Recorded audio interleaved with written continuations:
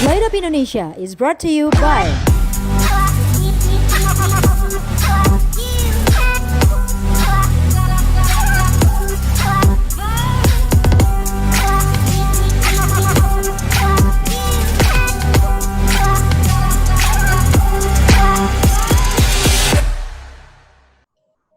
Halo teman-teman Light Up Indonesia dimanapun berada, selamat datang di Light Up Talk bersama saya, psikolog klinis anak remaja dan keluarga, Roslina Ferauli.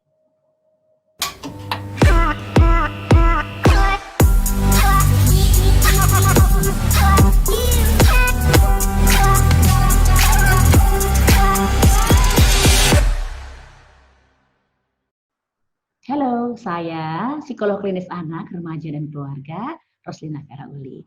Sapa saya dengan sapaan Mbak Vera. Nah, kali ini saya akan mengajak sahabat semua, terutama sahabat Light Up, untuk memahami betapa pentingnya saat kita bersedia berbagi pada sesama, khususnya di periode pandemi ini.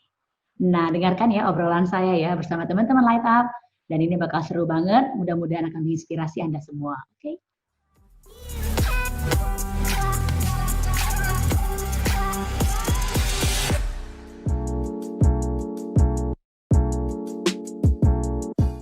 Bicara tentang pandemi, kita bicara tentang isu yang mengglobal. Artinya dampaknya tentu tidak hanya di daerah kita, di Jakarta misalnya, tidak hanya di Indonesia, tapi di dunia. Nah, seberapa besar dampaknya bagi setiap daerah di Jakarta maupun setiap kumpulan-kumpulan komunitas di daerah-daerah lainnya, kita butuh penelitian mendalam. Penelitian yang sebetulnya akan merangkum apakah ada perubahan perilaku. Ya, perubahan perilaku di sini salah satunya misalnya adalah yang tadinya tidak mudah marah jadi sangat mudah marah, sukar untuk tidur, makannya jadi berlebihan yang tidak sehat misalnya begitu loh ya. Atau ya perubahan emosional di mana individu menghayati bahwa dirinya tidak lagi sebahagia sebelumnya, bahwa individu merasa mereka mudah merasa sedih, ya, mudah menyalahkan diri sendiri, kemudian melihat bahwa situasi ini betul-betul sebuah krisis yang tidak bisa diabaikan dan tidak bisa dilewati dengan mudah, atau ada perubahan-perubahan dalam kemampuan kita berinteraksi secara sosial, sehingga ya dampaknya terhadap interaksi kita dengan keluarga, dengan pasangan, dengan anak menjadi negatif. Nah, sayangnya saya khawatir saat ini penelitian secara mendalam untuk memahami ada nggak ya seberapa besar sebetulnya dampak berupa stres akibat perubahan selama pandemi ya terhadap emotional well-being, terhadap kesejahteraan emosional warga dimanapun berada, ini yang belum kita miliki. Ya, namun dari review saya sebagai psikolog, dari masuknya keluhan-keluhan belakangan ini yang paling banyak adalah kalau untuk orang dewasa, keluhannya lebih pada stres dan depresi. Ya, ini normal karena mengapa? Setiap mengalami perubahan dalam kehidupan yang besar, ya individu tentu akan mengalami yang namanya stres. Stres ini sebetulnya bagus, ini yang membuat kita bersiap-siap untuk menghadapi tantangan kehidupan yang lebih besar di kemudian hari, ya, maupun depresi. Pada saat stresnya berkepanjangan dan kita tidak bisa tangani dengan cepat.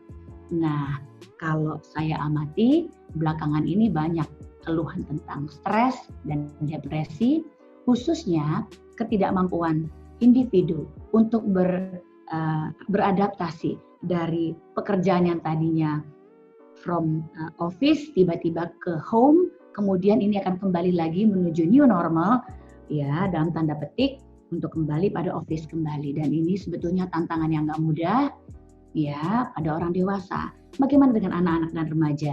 Ini pun nggak kalah serunya gitu ya. Ada banyak keluhan tentang anak-anak dan remaja yang mulai adik, melarikan diri ya pada hiburan-hiburan sesaat dalam bentuk gadget, bahkan adiksi pada pornografi misalnya. Ini nggak bisa kita abaikan. Jadi dampak pada individu dewasa maupun anak remaja tentu nggak sama. Namun perubahan-perubahan perilaku pada anak dan remaja, ya perubahan perilaku mereka jadi sukar untuk belajar, sukar konsentrasi dalam mengerjakan tugas-tugas yang sekolahnya saat ini daring dari rumah gitu ya. Ini yang butuh kita perhatikan.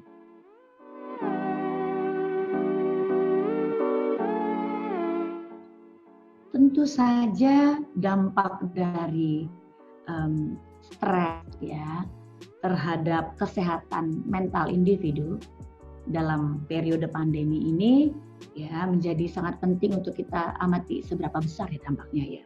Ya faktor apa yang menjadi pemberat? Faktor apa yang bikin ini menjadi lebih sukar nanti untuk ditangani? Ya salah satunya adalah profil dari individu itu sendiri. Kita kan punya profil bawaan sejak kita lahir.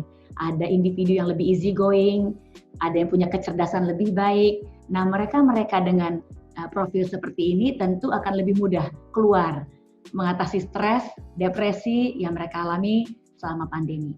Ya, namun kalau mereka dengan pola kepribadian yang cenderung tertutup atau introvert, terus kemudian kecerdasannya kemudian ya biasa-biasa aja ya, kemudian paparan mereka terhadap edukasi ternyata kebetulan nggak terlalu baik. Dengan kata lain kita bisa sebutkan soseknya, ekonominya menengah bawah sehingga mereka paling rentan untuk bisa terdampak paling besar terkait pandeminya, ya isu kesehatan fisik, kemudian dampak secara ekonominya, dampak terhadap perubahan sosialnya. Nah, ini semua bisa menjadi trigger atau pemicu sehingga stres akibat perubahan-perubahan sama pandemi bisa lebih berat, gitu, lebih besar untuk dihadapi. Khususnya ketika individunya adalah remaja ke bawah, ya, terutama mereka-mereka dalam situasi yang orang tuanya saja pun punya situasi yang nggak mudah. Orang tuanya dalam stres, orang tuanya dalam kesulitan ekonomi, orang tuanya dalam konflik berkepanjangan dengan pasangan, ini sesuatu sebetulnya.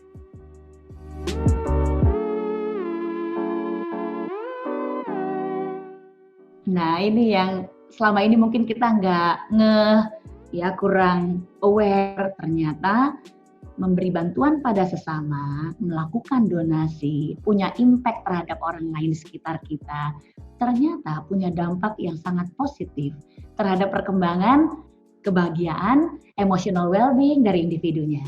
Ya, di psikologi itu dikenal istilahnya ada pandangan psikologi positif.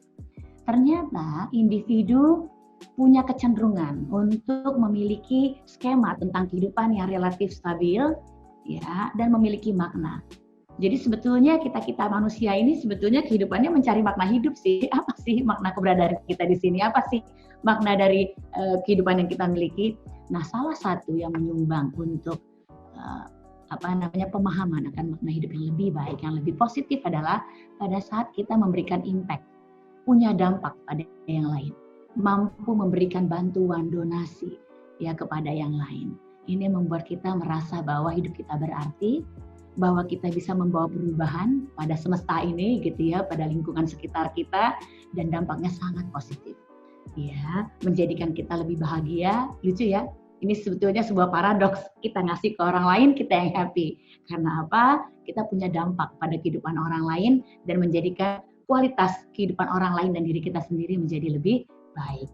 This is interesting.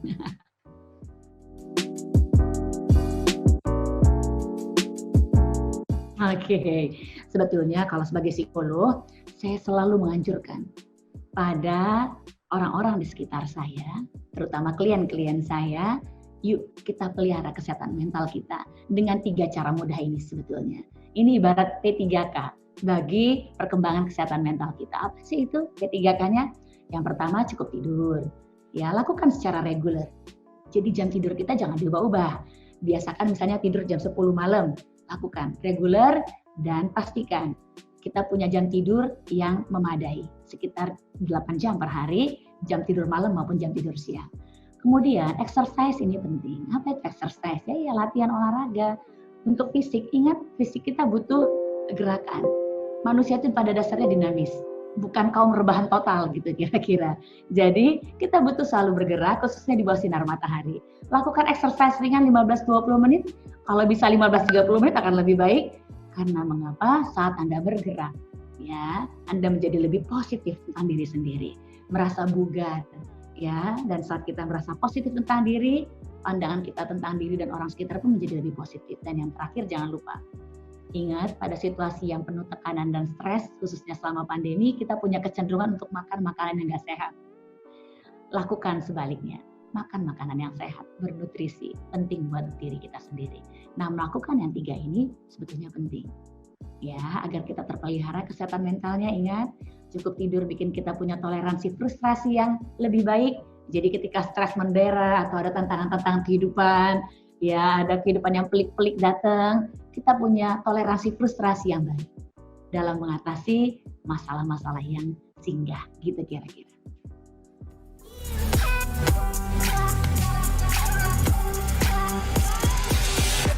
Nah, saya sudah berbagi cerita kepada seluruh teman Light Up. Sekarang gantian teman Light Up yang berbagi terang dengan teman-teman kita, kaum prasejahtera yang belum tersentuh subsidi dari pemerintah. Cukup menyisihkan sedikit saja dari yang kamu punya, kamu bisa meringankan beban mereka dengan membantu membayarkan listrik. Sehingga uang tersebut bisa dialokasikan untuk membeli kebutuhan primer lainnya, seperti makanan dan obat-obatan. Cara donasinya gampang banget loh, tinggal masuk ke www.lightup.id atau buka aplikasi dompet digital yang kamu punya dan scan QR code-nya yang ada di sana. Bisa juga loh transfer langsung ke rekening Yayasan Cinta Anak Bangsa. Dan jangan lupa untuk selalu menyebarkan positive vibe sehingga kita semua bisa tetap light up walaupun masanya sedang gelap. Yuk sama-sama kita terangi Indonesia. Mari berani melawan gelap bersama dengan Light Up Indonesia. Bye.